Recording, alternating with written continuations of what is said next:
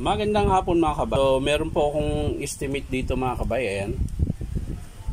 39168. Ang model niya mga kabay, KA300. Ayan. So, old model po ito mga kabay na finishing sander ng Black & Decker. Ayan. So, titingnan na lang natin mga kabay kung ano sira. Kasi, maingay po siya mga kabay. Ayan. Testing po natin. Parang sumasayad siya eh. So titingnan natin mga kabay. So tara, samahan nyo po ako. So yan mga kabay, buksan lang po natin kung bakit siya ganun. Tayo.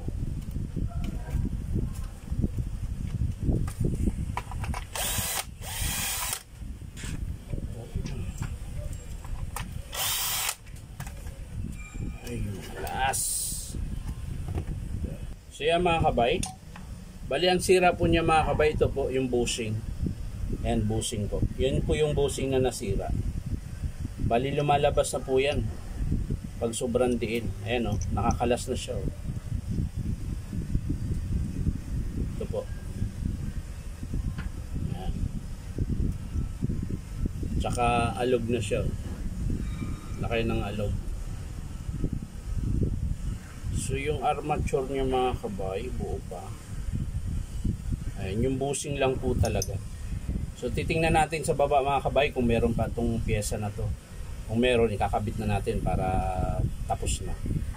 So yan mga kabay, meron pa po tayo nahanap na isang pyesa. Ayan. Ito po yung bago mga kabay. Ayan. Ito yung sira. Ayan. Ito yung bago. So kakabit na po natin dito mga kabay.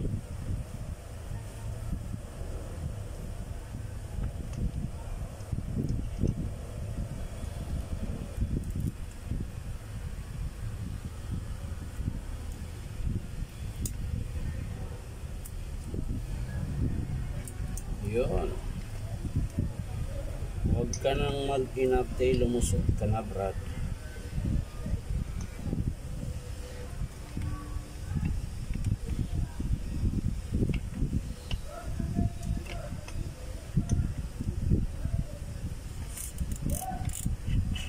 So yan mga kabay, okay na.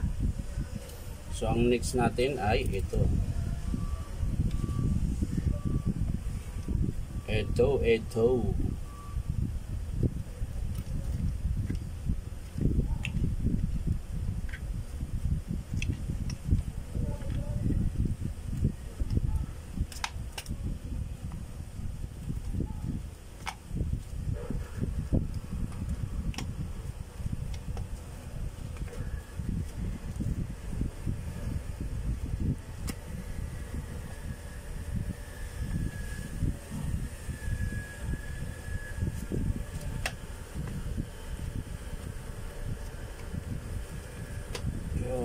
Yan.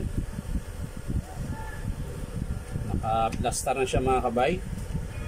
So, lalagay na natin itong takip mga kabay. Yung switch. Ay nako, nalaglag pa.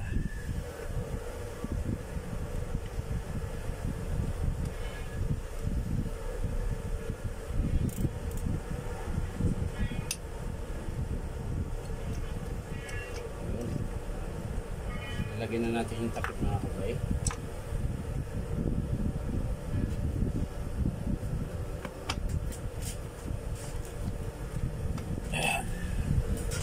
So yan mga kabay, okay na.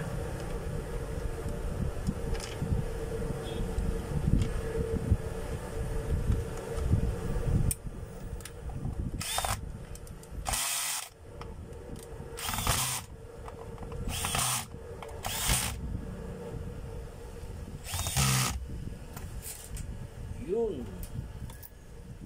So testing na natin mga kabay kung maingay pa ba siya.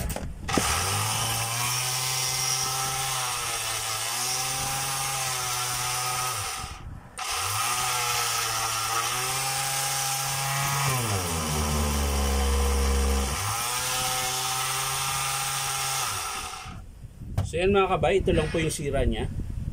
Yan. Nag-iisa. Pero yung housing niya mga kabay, medyo may tama na rin. Nga lang, wala naman na po tayo makuha noon. So, medyo meron siyang konting garalgal. Pero magagamit po ito ng customer. So, yan lang po mga kabay. Maraming salamat sa panonood at palike and share na rin po. At syempre, subscribe nyo po itong aking YouTube account na Inom Tabay. So, maraming salamat mga kabay. Bye-bye.